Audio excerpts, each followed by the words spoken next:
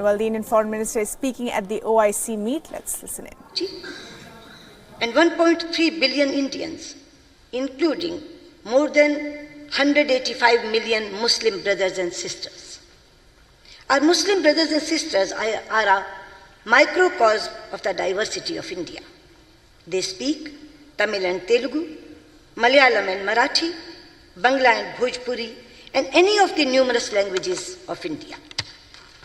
They have diverse culinary tastes, myriad choices of traditional attire, and they maintain strong cultural and linguistic heritage of the regions they love and they have lived for generations. They practice their respective beliefs and live in harmony with each other and with their non-Muslim brethren. It is this appreciation of diversity and coexistence that has ensured that very few Muslims in India have fallen prey to the poisonous propaganda of radical and extremist ideologies. Your Highness and Excellencies, 2019 is indeed a very special year. In this year, the OIC is celebrating its Golden Jubilee, the United Arab Emirates is celebrating Year of Tolerance, and India is celebrating the 150th birth anniversary of Mahatma Gandhi, a global symbol of truth and non-violence.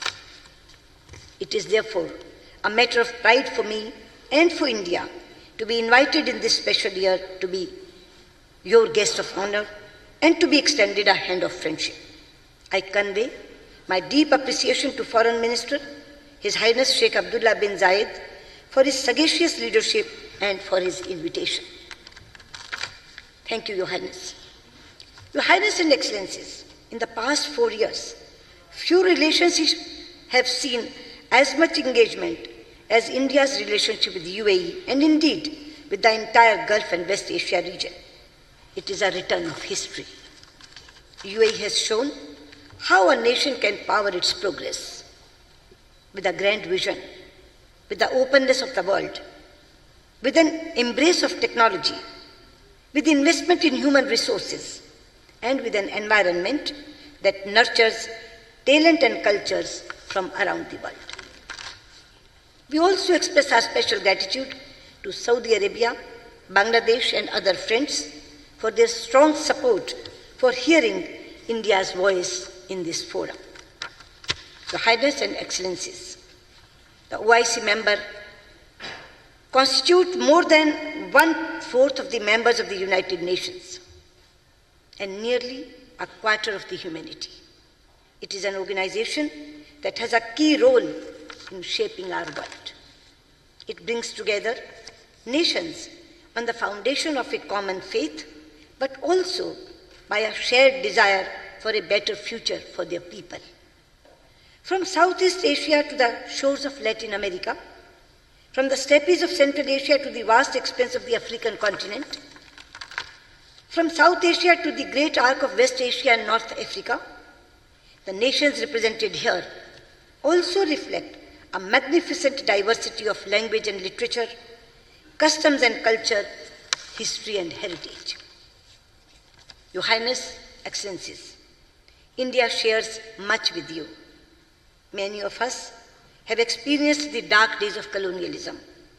Many of us saw the light of freedom and the bright ray of hope at the same time.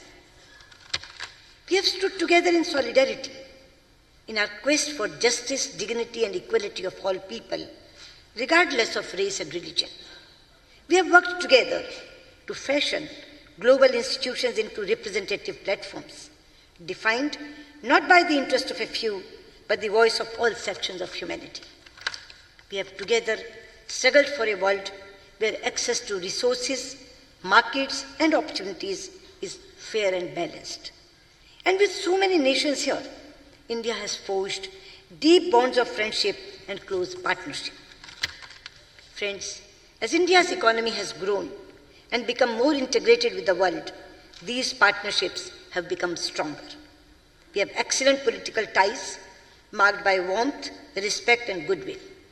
With many, we have expanding defense and security cooperation. Our economic engagement is robust and growing rapidly. Our digital partnerships are shaping the course of our future, and our ties have the warm glow of deepening human and cultural links. Nations to our east, Brunei, Indonesia, and Malaysia, are important pillars of India's Act East policy and of our broader engagement in the Indo-Pacific region. In our neighborhood, with Afghanistan, Bangladesh, and Maldives, we have ties forged in our shared struggles and sacrifices, in the immeasurable warmth of our hearts, and in our unwavering commitment to the security and prosperity of our people and region.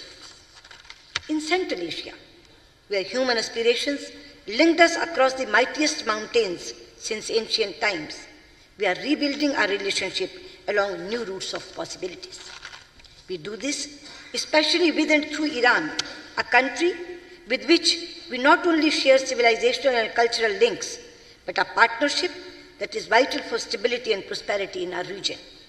In West Asia, our solidarity with the aspirations of the Palestinian people have remained unwavering. Our international journey was often pursued in close partnership with Egypt. Iraq and India have stood together in our triumphs and trials. We have with great admiration supported Jordan's efforts in strengthening the voices of moderation and building bridges of understanding between faiths. Further to the west, with nations like Tunisia, Morocco, and Algeria, we work for a shared desire for a more inclusive world. With Turkey, a nation with which we have many strands of connected history, we are imparting new momentum to our ties. Our many friends from Africa are here. It is a friendship of deep emotional bond that comes from shared struggle for freedom and for a voice and a place in the world. Today, on the foundations of that extraordinary heritage, India and Africa have launched a new partnership of prosperity in the dynamic African continent. And here in our neighborhood of the Gulf region, our relationships are as old as time. The tides of Arabian seas have carried forth our timeless links of trade, culture, and religions. Presently, the Gulf region is our largest market, supplier of energy, and source of remittances. More than 8 million Indians living in the region are the 8 million vibrant threads of this partnership. But now our relationship is much more than that. Thanks to the extraordinary effort and attention by Prime Minister Narendra Modi and the leadership of the region. It is an indispensable strategic and security partnership and a natural economic partnership of immense value to our nations and for our shared region.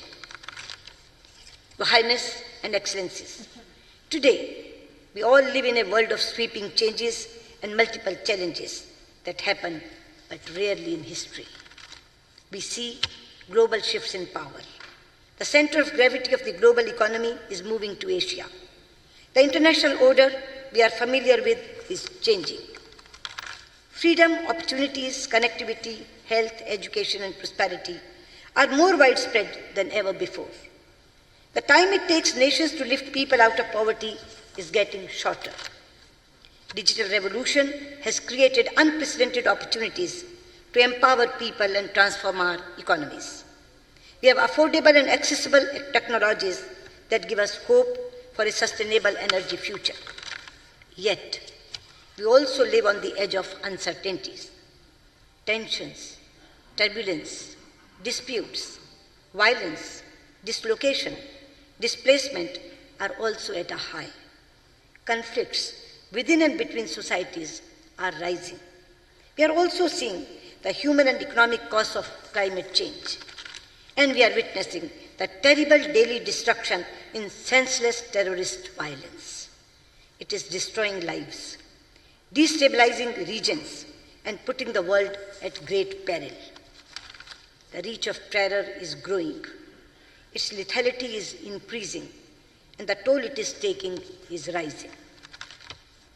In the rich diversity of Southeast Asia, in West Asia and the Gulf, in North Africa and Sahel region, in Europe and North America, in Afghanistan, Bangladesh, and India, we see the terrible face of terror. Excellencies and Your Highness, terrorism and extremism bear different names and labels. It uses diverse causes, but in each case, it is driven by distortion of religion and a misguided belief in its power to succeed. The fight against terrorism is not a confrontation against any religion. It cannot be. Just as Islam literally means peace, none of the 99 names of Allah mean violence. Similarly, every region in the world stands for peace, compassion, and brotherhood. There is a verse in the Holy Quran which says, La ikra fi ad-din. Let there be no compulsion in religion. There is another surah, Al-Hujurat, which says, O mankind, we created you from a single pair of male and female and made you into nations and tribes so that you may know one another, not that you may despise one another. Similarly, the same message was given by the founder, Guru of Sikhism, Guru Nanak Dev Ji, when he says, and I quote, Awwal Allah noor upaya, kudrat ke sab bande, ek noor te sab jag upjya, kaun phale ko mande. This means, first Allah created light. Then, by His creative power, He made all mortal beings. From that one light, the entire world came into being. So who is good and who is bad? Your Highness and Excellencies, India has always embraced and found it easy to embrace pluralism since it is embedded in the oldest Sanskrit religious text, the Rig Veda, and I quote, Ekam sadvipra bahuda vadanti, which means God is one, but learned men describe Him in many ways. Our great philosopher Swami Vivekananda said that this phrase from the Rig Veda has given the theme to all subsequent thoughts to India, and one that will be the theme of the whole world of religions. Your Highness and Excellencies, this is not a clash of civilizations or cultures, but a contest of ideas and ideals. As Prime Minister Shri Narendra Modi has often said, it is a struggle between the values of humanism and the forces of inhumanity. Your Highness and Excellencies, if we want to save the humanity, then we must tell the states who provide shelter and funding to the terrorists to dismantle the infrastructure of the terrorist camps and stop providing funding and shelter to the terror organizations based in that country. At the same time, I would like to say that this menace cannot be fought only through military, intelligence, or diplomatic means. It is also a battle that must be won through the strength of our values and the real message of religions. This is a task that states, societies, sages, scholars, spiritual leaders, and families must pursue through personal contacts and on social media. And for this, faiths must speak to faiths. Cultures must engage with cultures. Communities must build bridges, not erect walls. The youth must shape the future, not destroy lives. Your Highness and Excellencies, I am particularly pleased to participate in a conference whose theme is a roadmap for prosperity and development. However, I may enter a caveat. The young are not going to be content with only roadmaps. They want roads as well. They also want them to be built fast. It must be our common objective to ensure that we leave them a world that is infinitely better in terms of equitable economic growth and social justice than the one we inherited. That is the mission which has brought us together in Abu Dhabi, a city that has matured into a landmark of Asia and the world. Your Highness and Excellencies, India is the world's third largest economy on purchasing power parity and is the fastest growing one. We are prepared to share our market, resources, opportunities, and skills with our partners. We will do what we can within our capacity to ensure that the path to development remains open to all and the global trade regime is open, stable, and fair. Your Highness and Excellencies, at 50, Organization of Islamic States is making a new beginning. The choices you make, the directions you set, will have a profound impact on humanity. The OIC has a huge responsibility and a great opportunity to lift humanity to a higher level of peace and prosperity. and to make this planet a better place, not just for your people, but for the rest of the world. And we will work with you to spread the true meaning and mission of all religions, promote respect for and between faiths, counter the language of hate with a message of harmony, advocate moderation over extremism and pluralism over exclusion, inspire youth to the path of service than of destruction, build bridge of understanding and reduce barriers across cultures and religions.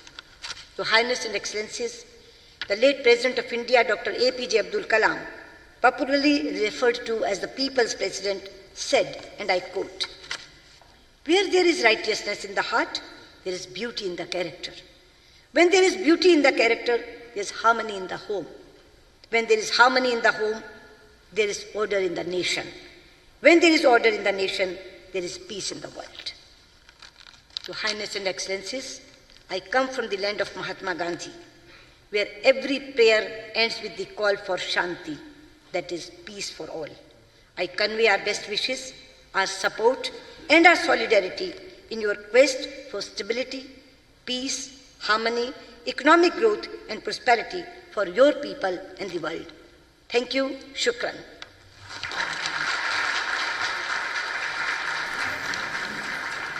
All right, those were the remarks of the External Affairs Minister Sushma Swaraj there in Abu Dhabi, who is attending the conclave of the Organization of Islamic Cooperation as the guest of honor. And just to bring you the highlights of what the foreign minister there said, well, she said that we are all facing the terrible face of terror in South Asia. It is a distortion of religion. It's not a fight only against religion, and the reach of terror is growing.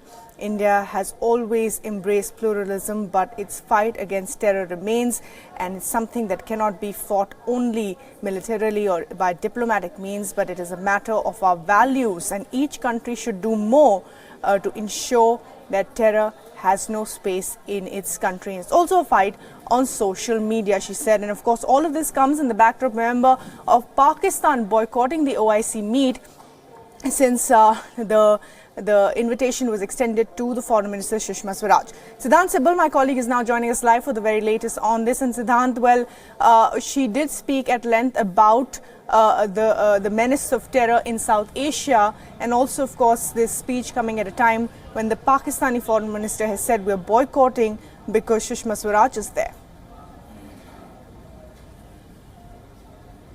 Well, a pretty historic moment for India in Abu Dhabi when the External Affairs Minister Sushma Swaraj spoke just a short while ago, and clearly emphasis on two things. First, of course, the issue of terrorism. Terrorism is something that India has been focusing for a pretty long time. But this time, India spoke at the Organization of Islamic Cooperation, a group which, of course, can play a vital role in India's fight against terrorism. And second point is on harmony, how India is a culture, a society of harmony, where not a single Muslim has joined the terrorism we have seen across the globe. The percentage, India, of course, is the second largest Muslim population, but by and large today is a big diplomatic victory for India. We know just a short while ago at around 12 noon we saw the Pakistani Foreign Minister speaking in the parliament there, clearly saying that he will not be joining the foreign ministers of the Organization of Islamic Cooperation in Abu Dhabi because of India's presence. It seems that history has again repeated, but this time in India's favor. Way back in 1969, India was not allowed to join in the plenary of the Organization of Islamic Cooperation because of Pakistani president. The then Pakistani president did not allow the Indian delegates to participate in the plenary. But history has reversed today. India joined and India spoke about the issue of terrorism, while Pakistani Foreign Minister in the parliament in Islamabad had only one thing to say: they cannot join, they are boycotting because of India's presence. Clearly, their own allies now disowning them. Global isolation for Islamabad. Absolutely, Siddhant. Thanks very much indeed for joining us with the very latest there. And of course, Pakistan also saying they will be opposing India's observer status at the OIC as well.